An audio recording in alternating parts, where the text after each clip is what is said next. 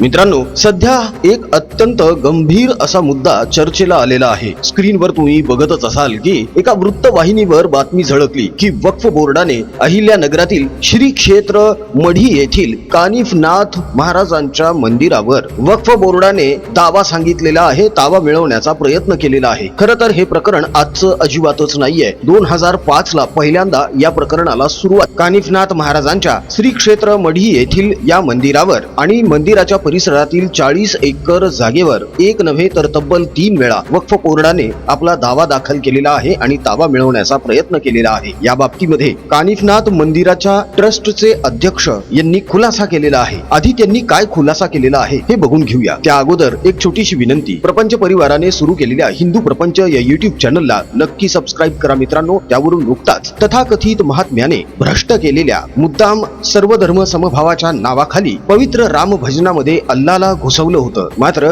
मूळ पवित्र राम भजन नेमकं काय आहे हे सादर करणारा सुंदर असा राम भजनाचा व्हिडिओ हिंदू प्रपंच या YouTube चॅनल वरून सादर करण्यात आलेला आहे, ज्याची लिंक या व्हिडिओच्या डिस्क्रिप्शन बॉक्स मध्ये दिलेली आहे। हिंदूंचं आराध्य दैवत प्रभू श्री रामाच्या या पवित्र मूळ भजनाचा आनंद सर्वांनी घ्या। लिंकला क्लिक करा। श्री रामाचं हे पवित्र मूळ भजन जे तुलसीदासांनी लिहिलेलं आहे ते नक्की ऐका आणि तुमच्या पुढच्या पिढीला सुद्धा नक्की ऐकवा। ईश्वर अल्लाह तेरो नाम म्हणण्याची गरज नाहीये। सुंदर विग्रह मेघ श्याम गंगा तुलसी शालिग्राम हे पवित्र भजन म्हणून आपण आपल्या आराध्याची भक्ती करू शकतो ना, तेव्हा हे मूळ भजन नक्की जाणून घ्या। लिंकला क्लिक करा आणि आपल्या हिंदू मित्र परिचितांमध्ये देखील हे भजन जास्तीत जास्त शेअर करा आणि त्यांना देखील हिंदू प्रपंच या YouTube चॅनलशी जोडले जाण्यासाठी आग्रहाने विनंती करा। अजून जर महाप्रपंच या YouTube चॅनलला सबस्क्राईब केलं नसेल तर सबस्क्राईब करून घ्या। बेल आयकॉन सुद्धा प्रेस करा, म्हणजे राजकीय विश्लेषणाचे आमचे नवनवे व्हिडिओज सगळ्यात अगोदर तुमच्यापर्यंत पोहोचतील। महाप्रपंचने नुकतीच सभासदांसाठी मेंबरशिप सुरू केलेली आहे। या मेंबरशिपच्या अंतर्गत खास मेंबर्ससाठी महाप्रपंच तर्फे काही खास व्हिडिओज सादर करण्यात येणार आहेत, तेही दर महिन्याला। हे खास व्हिडिओज बघण्यासाठी मेंबरशिप अवश्य घ्या, ज्याचं सन्मान शुल्क अत्यंत अल्प असं ठेवण्यात आलेलं आहे। तेव्हा सबस्क्राईब बटनच्या बाजूला असलेल्या जॉईन या बटनला क्लिक करा आणि महाप्रपंचाची मेंबरशिप आवर्जून घ्या। चला आता बघूया श्री क्षेत्र मढी येथील कानिफनाथ महाराजांच्या ट्रस्टचे अध्यक्ष वक्फ बोर्डाच्या बाबतीमध्ये नेमका काय खुलासा करत आहेत। नमस्कार, मी संजय बाजीराव मरकड, अध्यक्ष कानिफनाथ देवस्थान ट्रस्ट श्री क्षेत्र मढी। आपण खरं तर 2011 पासून वक्फ बोर्डाने आपण जर पाहिलं तर 2011 ला या ठिकाणी वक्फ बोर्डाने कानिफनाथ देवस्थान ट्रस्टला नोटीस दिलेली आहे। त्यानंतर 2017 ला दिलेली आहे, 2012 ला पण दिलेली आहे। 3 प्रकरणं वक्फ बोर्डामध्ये चालू आहेत आणि चौथं जे लहान मायबाचं क्षेत्र आहे मढीमध्येच त्याचंही प्रकरण गेले 2009 पासून ते पण वक्फ बोर्डामध्ये चालू आहे। तेही मुस्लिम समाजाने वक्फ बोर्डाने त्या ठिकाणी त्यांचा दावा सांगितलेला आहे व हक्क सांगितलेला आहे। आज रोजीही कानिफनाथ देवस्थानवर त्यांनी हक्क सांगितलेला आहे, म्हणजे ती क्लिप फिरती ती चुकीची नाहीये। या संपूर्ण नगर जिल्ह्यामध्ये असेल किंवा महाराष्ट्रामध्ये असेल, कानिफनाथ हे राजयोगी होते। 700 शिष्य हत्ती उंटावर ते फिरायचे आणि म्हणून त्या काळामध्ये राजा महाराजाने त्यांना इनामी जमीन हे नाथांना त्या काळी दिलेल्या होत्या आणि जवळजवळ महाराष्ट्रामध्ये 7 ते 8 हजार एकर जमीन ही कानिफनाथ देवस्थानची आहे आणि मग त्या जमिनी मित्रांनो, या अगोदरच्या एका व्हिडिओमध्ये देखील आम्ही स्पष्टपणे सांगितलेलं आहे की महाराष्ट्रामध्ये 3 जिल्हे असे आहेत जिथे वक्फ बोर्डाची सगळ्यात जास्त जमीन आहे। एक जिल्हा आहे बीड, दुसरा जिल्हा आहे छत्रपती संभाजीनगर आणि तिसरा जिल्हा आहे तो म्हणजे पुणे। या 3ही जिल्ह्यांमध्ये इतर जिल्ह्यांपेक्षा सगळ्यात जास्त जमिनी वक्फ बोर्डाकडे आहेत। मात्र आता यामध्ये अहिल्यानगरचा देखील क्रमांक लागलेला आहे। अहिल्यानगर येथील मढी येथील नाथ संप्रदायाचे कानिफनाथ महाराज यांच्या प्राचीन मंदिरावर आणि मंदिर परिसरातील 40 एकर जागेवर वक्फ बोर्डाने दावा दाखल केला। प्रकरण वक्फ बोर्डाकडेच प्रलंबित आहे। आता काय सुनावणी होणार यावर, कारण सुप्रीम कोर्ट यामध्ये दखल देऊ शकत नाही। पंडित नेहरूंनी आधीच खुट्टा ठोकून ठेवलेला आहे। मित्रांनो, अहिल्यानगर येथीलच एका मंदिरामध्ये, जे मंदिर गुहा येथे आहे, येथे सुद्धा हिंदूंना नाथ संप्रदायाच्या महाराजांची पूजा अर्चना आराधना आणि आरती करण्यापासून रोखण्यात आलं, तरी देखील काही नाथ संप्रदायाचे भक्त महाराजांची पूजा करतच होते, आरती गातच होते। मात्र यांच्यावर सामूहिक हल्ला करण्यात आला आणि त्यांना जखमी करण्यात आलं। मात्र 23 डिसेंबरला गुहा येथे नाथ संप्रदायाच्या भक्तांनी पुन्हा एकदा महाराजांची मूर्ती मंदिरामध्ये बसवून तिची प्रतिष्ठापना केली आणि पुन्हा एकदा आरती सुरू झाली. मित्रांनो, वक्फ बोर्डावर नियंत्रण यावं यासाठी संसदेमध्ये नरेंद्र मोदी सरकार यांनी एक बिल आणलं. मात्र या बिलाला उद्धव ठाकरे, शरद पवार आणि काँग्रेसच्या सर्व खासदारांनी विरोध दर्शवला. या पलीकडे जाऊन नुकतीच मुस्लिम गटाच्या काही महत्वाच्या पदाधिकाऱ्यांनी आणि नेत्यांनी उद्धव ठाकरे, शरद पवार आणि काँग्रेसच्या नेत्यांची भेट घेतली आणि त्यांच्याकडे मागणी केलेली आहे की जर भकास आघाडीचं सरकार पुन्हा एकदा महाराष्ट्राच्या बोकांडी बसलं तर वक्फ बोर्डाला 1000 कोटी देण्यात यावेत. या व्यतिरिक्त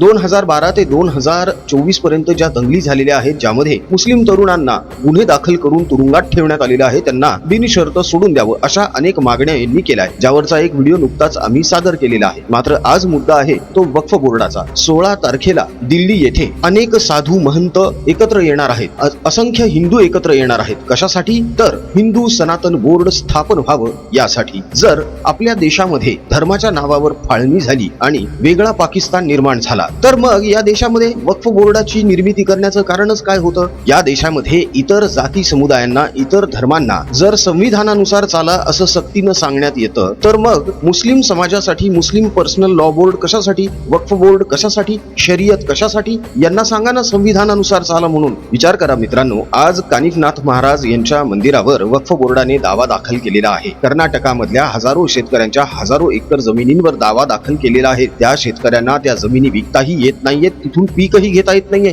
काय करायचं त्या शेतकऱ्यांनी? आता काय जीव द्यायचा का? आता तरी कळलंय का? आता तरी लक्षात आलंय का की धोका तुमच्या घरापर्यंत पोहोचलेला आहे, आग तुमच्या उंबरठ्यापर्यंत आलेली आहे. आता या आगीला तुमच्या घरामध्ये प्रवेश करू द्यायचा की पाणी टाकून ती आग विझवून टाकायची हे तुमच्या हातात आहे. तेव्हा 20 नोव्हेंबरला मतदान करत असताना सत्सद विवेक बुद्धी थोडी जागरूक ठेवा. कानिफनाथ महाराजांच्या ट्रस्टला 3 वेळा वक्फ बोर्डाकडून नोटिसा बजावण्यात आलेल्या आहेत की मंदिर खाली करा, ही वक्फ बोर्डाची प्रॉपर्टी आहे. असे अनेक मंदिरं, अनेक जमिनी, अनेक संस्था, अनेक इमारती वक्फ बोर्ड कैक वर्षांपासून गिळंकृत करत आलेला आहे. तामिळनाडूमधील 1500 वर्षांपूर्वीचं एक अख्खं प्राचीन मंदिर त्या गावासकट यांनी गिळंकृत केलं. अनेक जण म्हणतात की हिंदू आणि मुस्लिम असा वाद का वाढवत आहात? अहो, आम्ही वाद वाढवत नाही आहोत, पण ढळढळीत सत्य लोकांना सांगणं म्हणजे वाद वाढवणं थोडीच आहे. ज्या बातम्या वृत्तवाहिन्यांवरून दिल्या गेलेल्या आहेत, वर्तमानपत्रांमध्ये छापून आलेल्या आहेत, त्याच बातम्या आम्ही जनजागृतीसाठी जर दाखला म्हणून वापरत असू तर यामध्ये हिंदू मुस्लिम वाद निर्माण होण्याचं काही कारणच नाहीये.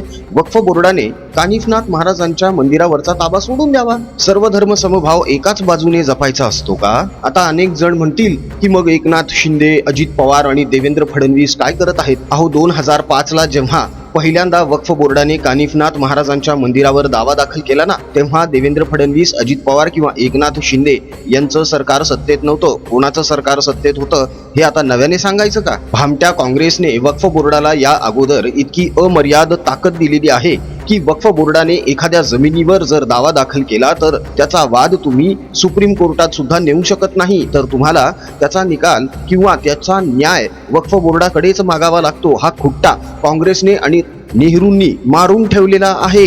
राहुल गांधी उघड उघड बोलत आहेत की आम्ही काश्मीरमध्ये 370 कलम पुन्हा लागू करणार आहोत. नाथ संप्रदायाच्या नाथ अनुयायांना आमचं कळकळीचं आवाहन आहे, भावांनो, बहिणींनो, मातांनो, भगिनींनो, हा व्हिडिओ जास्तीत जास्त शेअर करा. नाथ संप्रदायातील प्रत्येक अनुयायापर्यंत हा व्हिडिओ पोहोचलाच पाहिजे. प्रत्येक हिंदू पर्यंत हा व्हिडिओ गेलाच पाहिजे. अरे कळू द्या ना लोकांना की वक्फ बोर्ड आता आपल्या मंदिरांवर सुद्धा कब्जा करायला निघालेला आहे. उद्या चालून हे सिद्धिविनायकावर किंवा अष्टविनायकांवर सुद्धा कब्जा करतील. उद्या चालून सप्तशृंगी माता असो किंवा आपलं घृष्णेश्वरचं ज्योतिर्लिंग असो, यावर सुद्धा वक्फ बोर्ड दावा करू शकतो. जमिनींवर आणि मंदिरांवर दावा दाखल करण्यासाठी वक्फ बोर्ड त्या काळच्या नवाबांचा आणि त्या काळच्या मुघलांचा दाखला देतात. मात्र हे नवाब आणि मुघल या राज्यात येण्या अगोदर इथे कोण होतं हे सुद्धा बघायला पाहिजे ना. जर हे म्हणत असतील की या देशामध्ये 800 वर्ष मुघलांनी राज्य केलेलं आहे, तर त्या अगोदर चंद्रगुप्त मौर्य तर अफगाणिस्तानापर्यंत पोहोचलेला होता ना. मग ते दाखले द्यायचे का आता? एकीकडे शरद पवार असो, उद्धव ठाकरे असो किंवा काँग्रेसचे नेते असो, निवडणुका तोंडावर आल्या की छत्रपती शिवाजी महाराजांचं नाव घेतात. मात्र हे सगळं ढोंग आहे, कारण नुकताच महाविकास आघाडीचा एक कार्यक्रम झाला, एक सभा झाली, ज्यामध्ये राहुल गांधी यांनी सुद्धा भाषण केलं. पंचसूत्री योजना यांची जाहीर करत असताना नाना पटोले मागून बोंब बोंब बोंबलत होते की अहो थांबा, पंचसूत्री जाहीर करू नका, आधी छत्रपती शिवाजी महाराज यांच्या पुतळ्याला हार अर्पण करा. मराठीत सांगितलं, हिंदीत सांगितलं. आता नाना पटोले यांना इंग्रजी येत नाही, त्यामुळे ते इंग्रजीत कदाचित बोलले नाहीत, मात्र जवळपास 8 ते 10 वेळा आधी छत्रपती शिवाजी महाराज यांच्या पुतळ्याला हार अर्पण करा अशी माईक वरून जाहीर घोषणा करूनही उद्धव ठाकरे, शरद पवार किंवा राहुल गांधी यांनी पंचसूत्री कार्यक्रम जाहीर करण्याकडे जास्त लक्ष दिलं. अखेर नाना पटोले यांना उद्धव ठाकरे, शरद पवार आणि राहुल गांधी या तिघांचंही नाव घ्यावं लागलं आणि त्यांना ठणकावून सांगावं लागलं की अहो गप्प बसा, की आधी जा तिकडे छत्रपतींच्या पुतळ्याला हार अर्पण करा आणि मग नंतर तुमचं जे काही पंचसूत्री आहे ते जाहीर करा म्हणून. आणि तेव्हा कुठे हे छत्रपती शिवरायांच्या पुतळ्याकडे वळले, हे यांचं शिवप्रेम. तेव्हा असल्या दळभद्र्यांकडून तुम्ही अपेक्षा करत आहात का की वक्फ बोर्डाला हे लोक विरोध करतील म्हणून? मित्रांनो, वक्फ बोर्डाला हे अजिबातच विरोध करणार नाहीत, हे यांनी अगोदरच जाहीर करून टाकलेलं आहे. तेव्हा तुम्हाला तुमच्या मंदिरांचं, तुम्हाला तुमच्या घरादाराचं, जमिनीचं, संपत्तीचं रक्षण जर करायचं असेल तर तुम्हाला हिंदुत्व स्वीकारलंच पाहिजे आणि हिंदुत्ववादी विचार असलेल्या पक्षालाच मतदान केलं पाहिजे. हिंदुत्ववादी उमेदवारच निवडून आणता आले पाहिजेत, नाहीतर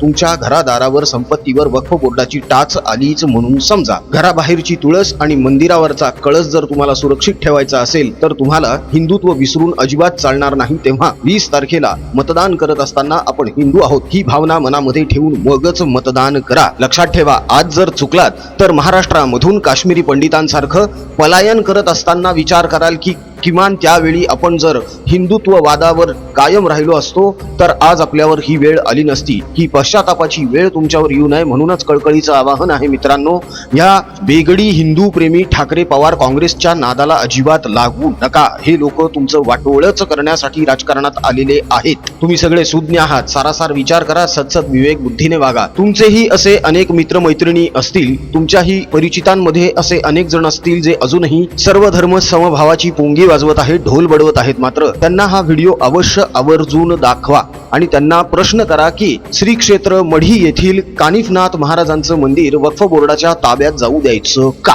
त्यांचं उत्तर काय आहे तेवढं फक्त बघा मित्रांनो. गोल मटोलच उत्तर येणार आहे, कारण या लोकांकडे तर्कशुद्ध बोलण्यासाठी काहीही नाही. यांना जर एखादा प्रश्न विचारला आणि यांना जर उत्तर देता आली नाही तर हे लगेच शिवीगाळ करायला सुरुवात करतात, हे लगेच समोरच्याला म्हणायला सुरुवात करतात की तुम्ही भाजपचे एजंट आहात का म्हणून. मात्र आपण स्वतः उस्मान ठाकरे आणि शरदुद्दीन पवार यांची तळी उचलतो, हे मात्र हे कधीच जाहीर करत नाहीत. तेव्हा 20 तारखेला आपण हिंदू आहोत आणि हिंदू म्हणून मतदान करायचं आहे, हे आवर्जून लक्षात ठेवा. आपला धर्म, संस्कृती, संस्कार, नीती आणि संस्कृती आपणच टिकवली पाहिजे, आपल्या पुढच्या पिढीला आपणच दिली पाहिजे. ही काळाची गरज झालेली आहे. उद्या चालून आपल्या धर्म आणि शास्त्रांबद्दल आपल्या पुढच्या पिढीने जर आपल्याला काही प्रश्न विचारले तर त्याची उत्तर आपल्याला देता आली पाहिजेत. म्हणूनच प्रपंच परिवाराने हिंदू प्रपंच हे नवकोरं युट्यूब चॅनल चालू केलेलं आहे, ज्यावरून नुकताच एक सुंदर असा राम भजनाचा व्हिडिओ सादर करण्यात आलेला आहे, ज्याची लिंक या व्हिडिओच्या डिस्क्रिप्शन बॉक्स मध्ये दिलेली आहे. लिंकला क्लिक करा आणि ते राम भजन नक्की ऐका मित्रांनो. या देशातल्या तथाकथित महात्म्याने सर्व धर्म समभावाची पोंगी वाजवत आपल्या या पवित्र राम भजनामध्ये अल्लाला घुसवलं, ज्याची अजिबातच गरज नव्हती. ईश्वर अल्लाह तेरो नाम कशासाठी म्हणायचं आहे? सुंदर विग्रह मेघश्याम गंगा तुलसी शालिग्राम आपण म्हणू शकत नाही का? भद्रगिरीश्वर सीताराम, भगत जनप्रिय सीताराम, जानकी रमणा सीताराम, जय जय राघव सीताराम, इतकं सुंदर पवित्र भजन आपण म्हणू शकत नाही का? यामध्ये अल्लाह घ्यायची काही गरज आहे का? ते लोक नमाज पठण करत असताना कधीतरी रामाचं भजन गातात का? मग तुम्हाला कशाला पाहिजे अल्लाह? तेव्हा आपले आराध्य दैवत प्रभू श्री रामांचं हे पवित्र मूळ भजन स्वतः सुद्धा ऐका, आपल्या पुढच्या पिढीला सुद्धा ऐकवा. तुलसीदासांनी रचलेलं हे भजन आपण सगळ्यांनी ऐकलंच पाहिजे, आपल्या पुढच्या पिढीला सुद्धा ऐकवलंच पाहिजे. त्यांना कळलं पाहिजे की आपलं मूळ भजन नेमकं काय आहे. नाहीतर इथून पुढे वर्षानुवर्ष हाच भ्रम निर्माण होत राहील की ईश्वर अल्लाह तेरो नाम. हे होऊ देऊ नका मित्रांनो, हे होऊ नये, हे आपल्या हातात आहे. म्हणून कळकळीचं आवाहन आहे की पवित्र राम भजनाचा हा व्हिडिओ स्वतः पण बघा, आपल्या घरातल्यांना पण दाखवा, लहान मुलांना सुद्धा दाखवा, त्यांच्याकडून हे भजन पाठ करवून घ्या. जास्तीत जास्त हिंदू मित्र परिचितांना मित्रांमध्ये हा व्हिडिओ शेअर करा. व्हिडिओची लिंक डिस्क्रिप्शन बॉक्स मध्ये दिलेली आहे. लिंकला क्लिक करा आणि हा व्हिडिओ नक्की आपल्या मित्रपरिचितांमध्ये शेअर करून त्यांना देखील हिंदू प्रपंच या YouTube चॅनलशी जोडले जाण्यासाठी आवाहन करा. अजून जर महाप्रपंच या YouTube चॅनलला सबस्क्राईब केलं नसेल तर लगेच सबस्क्राईब करून घ्या. सोबतच बेल आयकॉन सुद्धा प्रेस करा, म्हणजे राजकीय विश्लेषणाचे आमचे नवनवे व्हिडिओज सगळ्यात अगोदर तुमच्यापर्यंत पोहोचतील. मित्रांनो, महाप्रपंचने नुकतीच मेंबरशिप सुरू केलेली आहे. महाप्रपंचची मेंबरशिप जे घेतील त्यांच्यासाठी महाप्रपंचतर्फे खास असे व्हिडिओ दर महिन्याला आम्ही सादर करणार आहोत. तेव्हा ते सुंदर आणि खास स्पेशल व्हिडिओज बघण्यासाठी मेंबरशिप घ्या. मेंबरशिपचं सन्मान शुल्क खूप कमी ठेवण्यात आलेलं आहे. जास्तीत जास्त प्रमाणावर मेंबरशिप घ्या, कारण काही विषय असे आहेत जे आपण थेट चर्चा करून बोलूया आणि म्हणूनच मेंबरशिप आम्ही सुरू केलेली आहे. सबस्क्राईब बटनच्या बाजूला जे जॉईन बटन आहे त्या जॉईन बटनला क्लिक करा आणि महाप्रपंचची मेंबरशिप आवर्जून घ्या. मित्रांनो, कानिफनाथ महाराजांच्या मंदिरावर वक्फ बोर्डाने जो दावा दाखल केलेला आहे तो खोल तर आहेच, मात्र आज जर लढा दिला गेला नाही, आज जर या विषयाला गांभीर्याने घेतलं गेलं नाही तर असे आपले अनेक हिंदूंचे मंदिर वक्फ बोर्ड ताब्यात घेईल हे नव्याने सांगण्याची काहीच गरज नाही. तेव्हा जास्तीत जास्त हिंदूंपर्यंत हा व्हिडिओ पोहोचेल यासाठी प्रयत्न करा. कानिफनाथ महाराजांच्या मंदिरावर वक्फ बोर्डाने जो ताबा मिळवलेला आहे, मंदिराची जी 40 एकरांची जागा गिळंकृत करण्याचा जो प्रयत्न केलेला आहे, त्या बाबतीत तुमचं काय मत आहे हे कमेंट मध्ये कळवायला अजिबात विसरू नका. आमचा कमेंट बॉक्स तुमच्या प्रतिक्रियांसाठी आतुरतेने वाट बघतोय, तेव्हा पटापट कमेंट्स करायला सुरुवात करा. राजकीय बातम्या, राजकीय घडामोडी, राजकीय अपडेट्स रंगतदार पद्धतीने जाणून घेण्यासाठी बघत रहा महाप्रपंच. पुन्हा भेटूया पुढच्या व्हिडिओमध्ये. जय हिंद, जय महाराष्ट्र, वंदे मातरम, जय शिवराय, जय शंभूराजे, जय भवानी, जय जगदंब, भारत माता की जय, जय श्रीराम.